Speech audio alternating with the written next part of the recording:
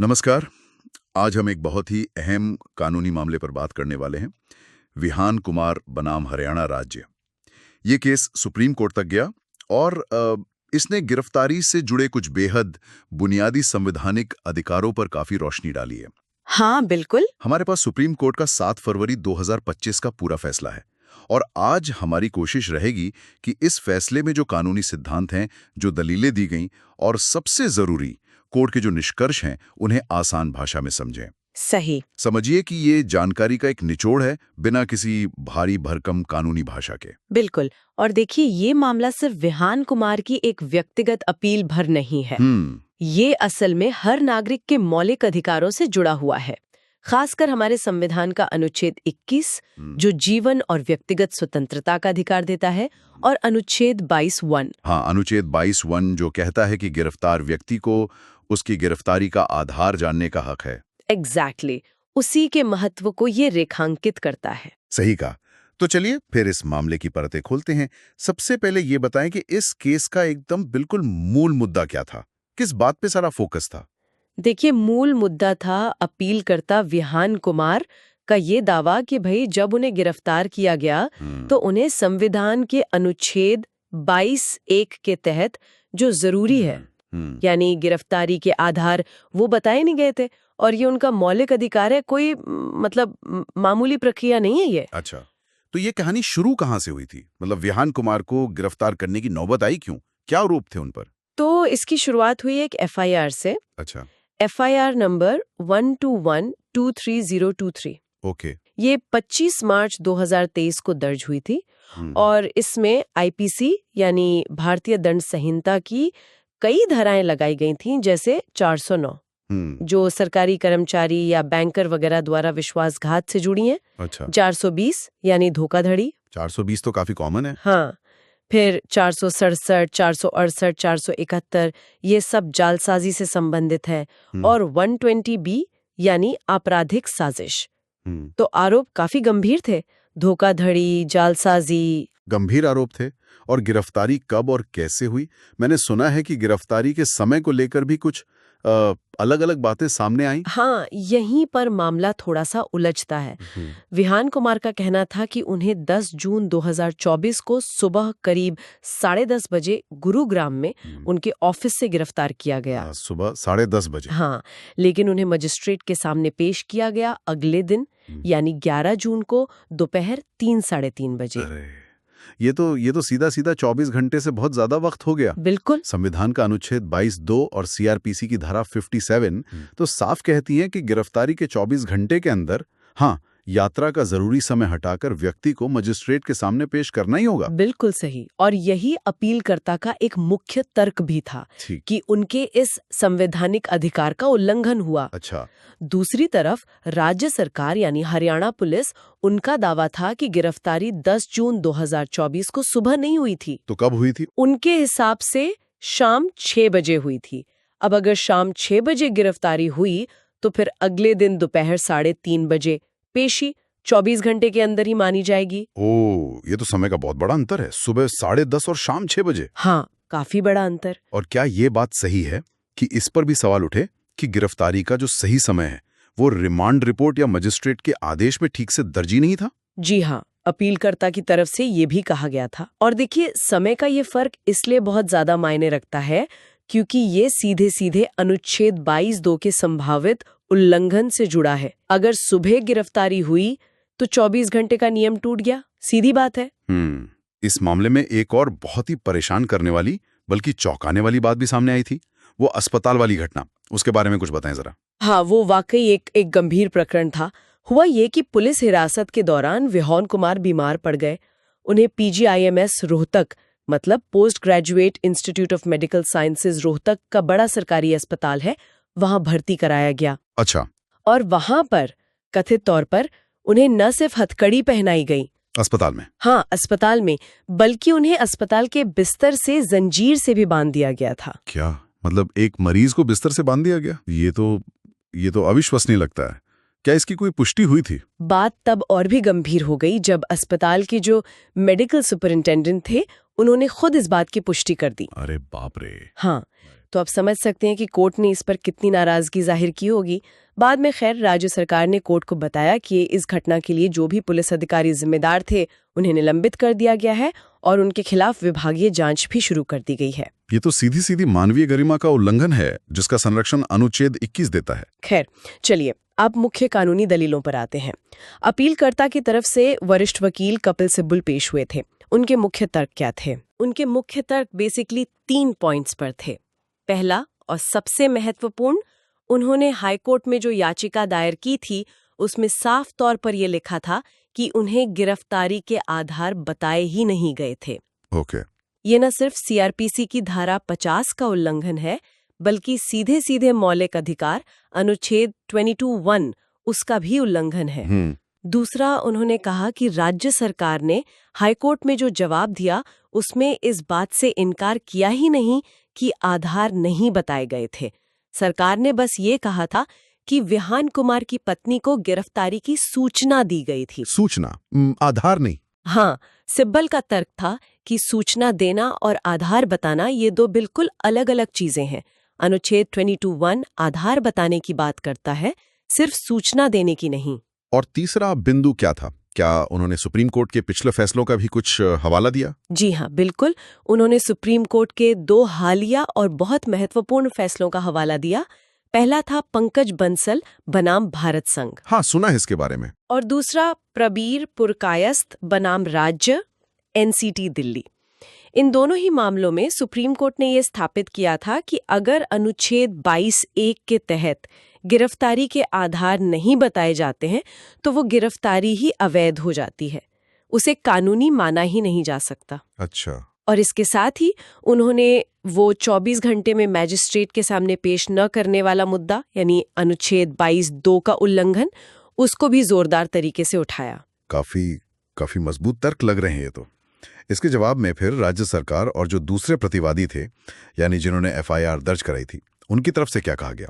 राज्य की पैरवी वरिष्ठ वकील बसंत आर कर रहे थे, सही? हाँ, राज्य सरकार का मुख्य बचाव ये था कि भाई हाईकोर्ट में जो बहस हुई वो इस बात पर ज्यादा केंद्रित थी कि गिरफ्तारी के आधार लिखित में नहीं दिए गए। अच्छा, लिखित बना मौखिक का मुद्दा बना दिया। हाँ, उनका कहना था कि बहस इस पर नहीं थी कि आधार मौखिक रूप से भी नहीं बताए गए, और उनका तर्क ये था कि न तो अनुच्छेद 22(1) और न ही सीआरपीसी की धारा 50 ये अनिवार्य करती है कि आधार लिखित में ही दिए जाएं।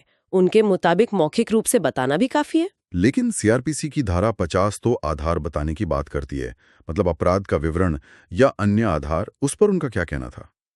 उनका तर्क थोड़ा सा पेचीदा था।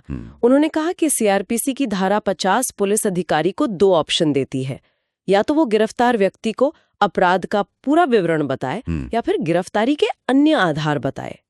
राज्य सरकार का कहना था कि अरेस्ट मेमो जो गिरफ्तारी के समय बनता है उसमें अपराध का विवरण तो लिखा ही था, मतलब किन धाराओं में केस दर्ज है, और ये धारा 50 की जरूरत पूरी करता है। अच्छा, तो मतलब धाराएं बता दी तो आधार बता दिए, ये तर्क था। कुछ ऐसा ही। और क्या उन्होंने कोई सबूत पेश किया कि आधार मौखिक रूप से बताए गए थे? हाँ, उन्होंने पुलिस की केस डायरी का हवाला दिया। कहा कि केस डायरी में 10 जून की शाम 6:10 बजे की एक एंट्री है जिसमें लिखा है कि विहान कुमार को गिरफ्तारी के आधार बताकर गिरफ्तार किया गया। शाम 6:10 की एंट्री, जबकि अपीलकर्ता सुबह की बात कर रहा था। हाँ, ये भी एक बिंदु था। उन्होंने ये भी कहा कि हाईकोर्ट ने केस डायरी देखी थी।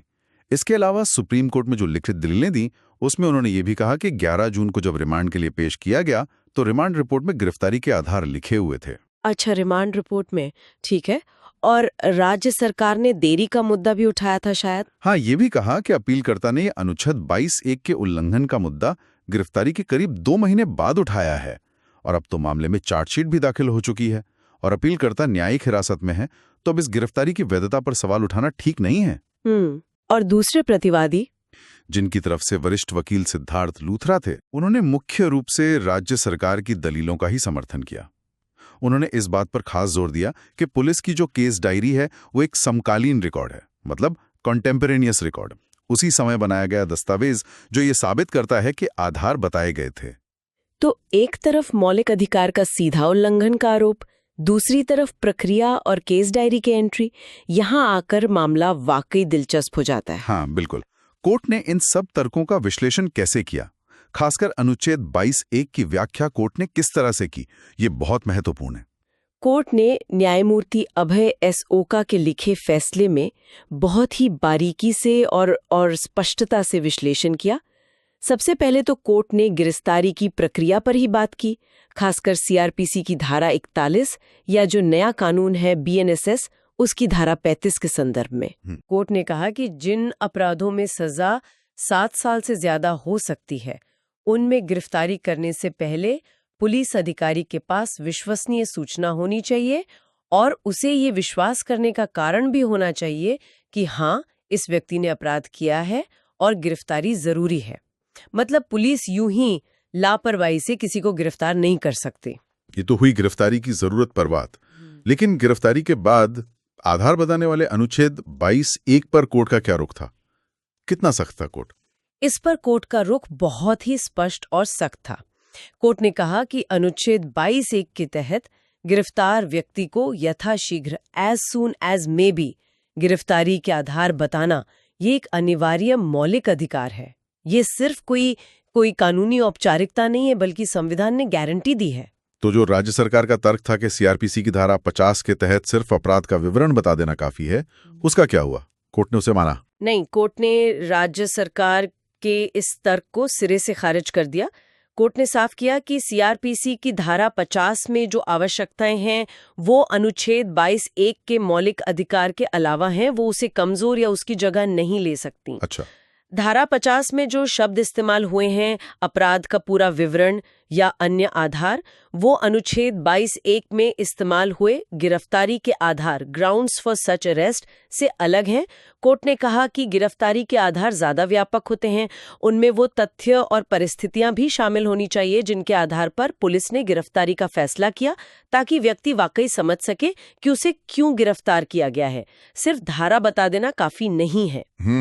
ये बहुत महत्वपूर्ण क्लैरिफिकेशन है। तो क्या कोर्ट ने पंकज बंसल और प्रबीर पुरकायस्थ मामलों को आधार बनाया? उन फैसलों से क्या सिद्धांत निकल कर आए इस केस के लिए? मामलों का जिक्र बहुत महत्वपूर्ण रहा। पंकज बंसल मामले में जो पीएमएलए कानून से जुड़ा था, कोर्ट ने कहा था कि गिरफ्तारी के आधारों का जो संचार है वो सार्थक होना चाहिए। मीनिंगफुल? सार्थक मतलब व्यक्ति को इतनी जानकारी मिलनी चाहिए कि वो समझ सके, वो कानूनी सलाह ले सके और अगर चाहे तो अपनी जमानत के लिए अर्जी दे सके, सिर्फ खाना पूर्ति नहीं। ठीक है। और इसी मामले में कोर्ट ने ये सुझाव भी दिया था कि आधार लिखित में देना एक अच्छी प्रक्रिया है। इससे बाद में विवाद की गुंजाइश कम रहती है और व्यक्ति को याद रखने में भी आसानी होती है। लेकिन अनिवार्य नहीं कहा था? नहीं, कोर्ट ने ये भी साफ किया कि अनुच्छेद 22(1) खुद लिखित रूप को अनिवार्य नहीं बनाता है। ठीक है। लेकिन सुझाव जरूर दिया था। अच्छा। और प्रबीर पुरकायस्थ मामले ने इस पर क्या जोड़ा? प्रबीर पुरकायस्थ मामले में कोर्ट ने पंकज बंसल के निष्कर्षों को न सिर्फ दोहराया बल्कि और मजबूती दी। कोर्ट ने कहा कि गिरफ्तारी के आधार बताने की जो संवैधानिक जरूरत है, उसका उल्लंघन किसी भी हालत में स्वीकार्य नहीं है। अगर इसका उल्लंघन होता है तो हिरासत शुरुआत से ही अवैध हो जाती है। और सबसे महत्वपूर्ण बात जो कोर्ट ने कही कि बाद में चार्जशीट दाखिल हो जाने से या रिमांड मिल जाने से भी वो शुरुआती अवैधता ठीक नहीं हो सकती। गलती हो गई तो हो गई। हाँ, इसे बाद में सुधारा नहीं जा सकता। एग्जैक्टली। वो गिरफ्तारी शुरू से ही गैर कानूनी मानी जाएगी। भाषा का भी कोई मुद्दा था क्या कि आधार किस भाषा में बताए जाएं? हाँ, कोर्ट ने एक पुराने मामले लल्लू भाई जोगी भाई पटेल का हवाला देते हुए ये भी कहा कि गिरफ्तारी के आधार उस भाषा में बताए जाने चाहिए जिसे गिरफ्तार व्यक्ति समझता हो, तभी वो संचार सार्थक माना जाएगा। ये नहीं कि बस किसी भी भाषा में बता दिया। सही बात है। तो इन सब बातों का निचोड़ क्या निकलता है अनुच्छेद 22(1) के महत्व के बारे में? निचोड़ ये है कि अनुच्छेद 22(1) सिर्फ एक प्रक्रिया का नियम नहीं है, ये व्यक्तिगत स्वतंत्रता जो अनुच्छेद 21 देता है उसकी रक्षा के लिए एक बहुत महत्वपूर्ण कवच है। इसका उल्लंघन सीधे तौर पर अनुच्छेद 21 का भी उल्लंघन माना जाएगा। और अगर इसका पालन नहीं होता तो पूरी गिरफ्तारी की प्रक्रिया ही विशिएटेड हो जाती है, मतलब शुरू से ही गैर कानूनी या अमान्य हो जाती है, उसे बाद में ठीक नहीं किया जा सकता। अब पूरी तरह समझ आया कि ये कितना फंडामेंटल है। अच्छा, तो कोर्ट ने राज्य सरकार के जो बाकी तर्क थे उनका क्या किया? जैसे वो केस डायरी में एंट्री है या बाद में रिमांड मिल गया था। कोर्ट ने इन तर्कों को भी नहीं माना। कोर्ट ने कहा कि बाद में मैजिस्ट्रेट द्वारा रिमांड देना या चार्जशीट दाखिल होना एक ऐसी गिरफ्तारी को कानूनी नहीं बना सकता जो शुरुआत में ही अनुच्छेद 22(1) के उल्लंघन के कारण गैर कानूनी हो चुकी थी। ठीक। ये न लिखा हो कि असल में क्या आधार बताए गए थे। कोर्ट ने कहा कि ये साबित करने का भार, बर्डन ऑफ प्रूफ, हमेशा पुलिस पर होता है कि उन्होंने कानून का पालन किया है। सिर्फ एक गोलमोल सी एंट्री काफी नहीं है। और वो रिमांड रिपोर्ट में आधार लिखने वाला तर्क, कोर्ट ने उसे भी अपर्याप्त माना। क्यों? क्योंकि रिमांड रिपोर्ट तो मैजिस्ट्रेट के लिए होती है, वो गिरफ्तार व्यक्ति को तो दी नहीं जाती, तो उससे व्यक्ति को आधार कैसे पता चलेंगे? सही बात है। और जहां तक अरेस्ट मेमो की बात है, कोर्ट ने कहा कि वो सिर्फ गिरफ्तारी की सूचना देता है कि किसे, कब, कहां से गिरफ्तार किया गया। वो गिरफ्तारी के विस्तृत आधार नहीं बताता। और मजिस्ट्रेट की भूमिका पर भी कोर्ट में कुछ जोर दिया। हाँ, ये बहुत महत्वपूर्ण है। कोर्ट ने जोर देकर कहा कि जब किसी गिरफ्तार व्यक्ति को रिमांड के लिए पेश किया जाता है, तो मैजिस्ट्रेट का ये कर्तव्य है कि वो सिर्फ पुलिस की बात मानकर यंत्रवत तरीके से रिमांड न दे दे, बल्कि ये सुनिश्चित करें कि अनुच्छेद 22(1) और गिरफ्तारी से जुड़े जो अन्य कानूनी सुरक्षा उपाय हैं, जैसे 24 घंटे में पेशी, उनका पालन हुआ है या नहीं। मजिस्ट्रेट को इस मामले में सजग रहना होगा, ये उनकी जिम्मेदारी है। बिल्कुल। तो ये तो हुआ कानूनी विश्लेषण। अब इस खास मामले के तथ्यों पर कोर्ट का क्या निष्कर्ष रहा? क्या कोर्ट ने माना कि विहान कुमार को आधार बताए गए थे या नहीं बताए गए थे? कोर्ट ने तथ्यों को बहुत ध्यान से परखा। पहली बात, अपीलकर्ता ने अपनी हाईकोर्ट की याचिका में साफ साफ कहा था कि उन्हें गिरफ्तारी के आधार नहीं बताए गए थे। दूसरी, और ये बहुत महत्वपूर्ण बात है, राज्य सरकार ने हाईकोर्ट में जो अपना जवाब दिया था उसमें इस दावे का खंडन ही नहीं किया था। क्या खंडन नहीं किया था? नहीं, उन्होंने सिर्फ ये कहा था कि विहान कुमार की पत्नी को गिरफ्तारी की सूचना दी गई थी। ये नहीं कहा कि अपीलकर्ता को आधार बताए थे। लेकिन सुप्रीम कोर्ट में तो राज्य ने कहा था कि पत्नी को आधार बताए गए थे। हाँ, सुप्रीम कोर्ट में राज्य ने अपना स्टैंड थोड़ा बदला और कहा कि पत्नी को आधार बताए गए थे। इस पर कोर्ट ने दो बातें कहीं। एक, ये दलील हाई कोर्ट के जवाब से अलग है जो अपने आप में शक पैदा करती है। और दूसरा, और ज्यादा महत्वपूर्ण, कि पत्नी को आधार बताना अनुच्छेद 22(1) की जरूरत पूरी नहीं करता, क्योंकि ये अधिकार स्वयं गिरफ्तार व्यक्ति का है कि उसे आधार पता चले। सही है, अधिकार तो गिरफ्तार व्यक्ति का है। और वो केस डायरी या रिमांड रिपोर्ट वाले सबूत, उनका क्या हुआ? कोर्ट ने पाया कि रिमांड रिपोर्ट में आधार होने की बात पहली बार सुप्रीम कोर्ट में लिखित दलीलों में कही गई। कोर्ट ने इसे देर से उठाया गया और अप्रासंगिक माना। ठीक। अरेस्ट मेमो में, जैसा हमने पहले बात की, सिर्फ सूचना थी, आधार नहीं थे। और केस डायरी की जो एंट्री थी, उसे कोर्ट ने बहुत अस्पष्ट माना। कोर्ट ने कहा कि राज्य सरकार ऐसा कोई भी समकालीन यानी उसी समय का रिकॉर्ड पेश नहीं कर पाई जिससे ये साबित हो कि वास्तव में क्या आधार बताए गए थे। तो फिर अंतिम निष्कर्ष क्या था तथ्यों के आधार पर? इन सभी बातों को मिला के कोर्ट इस नतीजे पे पहुंची कि इस मामले में अनुच्छेद 22(1) का स्पष्ट उल्लंघन हुआ है। राज्य सरकार ये साबित नहीं कर पाई कि उन्होंने गिरफ्तारी के समय या उसके तुरंत बाद विहान कुमार को उनकी गिरफ्तारी के आधार बताए थे। इसलिए कोर्ट ने माना कि उनकी गिरफ्तारी अवैध थी शुरू से ही। और हाईकोर्ट ने तो याचिका खारिज कर दी थी। हाईकोर्ट के फैसले पर सुप्रीम कोर्ट ने क्या कहा? जरूर कुछ टिप्पणी की होगी। हाँ, सुप्रीम कोर्ट ने पाया कि हाई कोर्ट ने गलती की थी। ऐसा लगता है कि हाई कोर्ट ने गिरफ्तारी की सूचना देने जो पत्नी को दी गई और आधार बताने जो गिरफ्तार व्यक्ति को बताने थे, उसके बीच के फर्क को नजरअंदाज कर दिया। हाई कोर्ट ने अपीलकर्ता के इस मुख्य आरोप को कि उन्हें आधार नहीं बताए गए, उसे निराधार कहकर खारिज कर दिया था। सुप्रीम कोर्ट ने इसे गलत माना। अच्छा, इस फैसले में एक और जज न्यायमूर्ति एन कोटेश्वर सिंह ने भी अपनी सहमति दी थी। क्या उन्होंने कोई अलग या खास बात जोड़ी थी अपनी राय में? जी हाँ, उन्होंने एक सहमतिपूर्ण राय लिखी जिसे कंकरिंग ओपिनियन कहते हैं।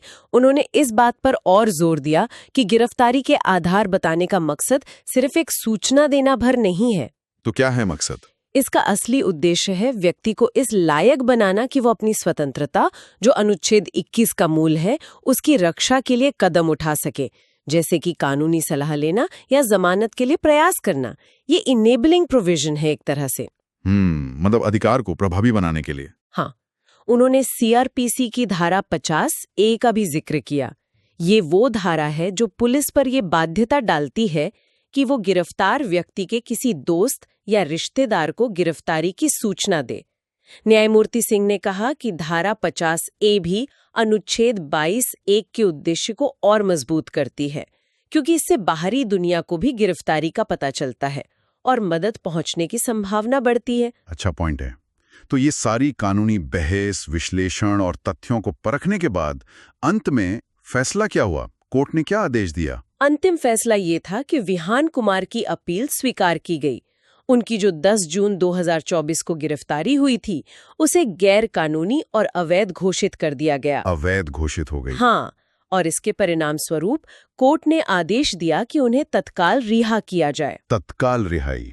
तो क्या इसका मतलब ये है कि उन पर जो धोखाधड़ी और जालसाजी के आरोप थे, वो सब खत्म हो गए? की प्रक्रिया की वैधता से जुड़ा है। ये फैसला मामले के मेरिट्स यानी गुण दोष पर कोई टिप्पणी नहीं है।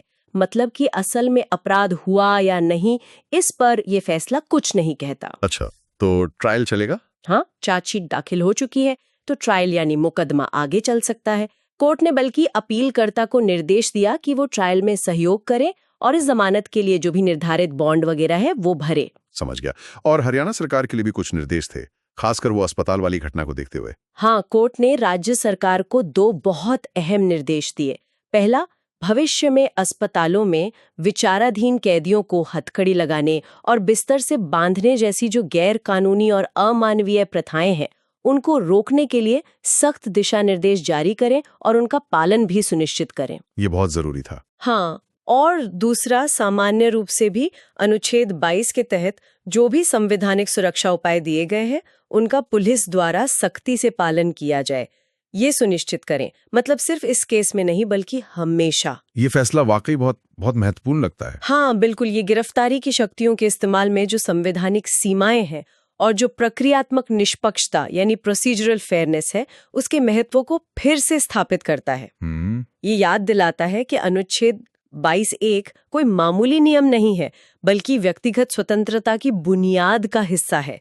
और ये बात कि अब ये साबित करने का भार पुलिस पर होगा कि उन्होंने आधार बताए थे। हाँ, ये बहुत बड़ा शिफ्ट है। और मजिस्ट्रेट की भूमिका को ज्यादा जिम्मेदार बनाना, ये दोनों ही चीजें जमीनी स्तर पर शायद कुछ बदलाव ला सकती हैं। उम्मीद तो यही है। बिल्कुल। और वो अस्पताल वाली घटना, वो दिखाती है कि अधिकारों का सम्मान सिर्फ कानूनों और फैसलों में नहीं, बल्कि असल व्यवहार में दिखना कितना जरूरी है। सही कहा। ये पूरा मामला कहीं ना कहीं सोचने पर मजबूर करता है।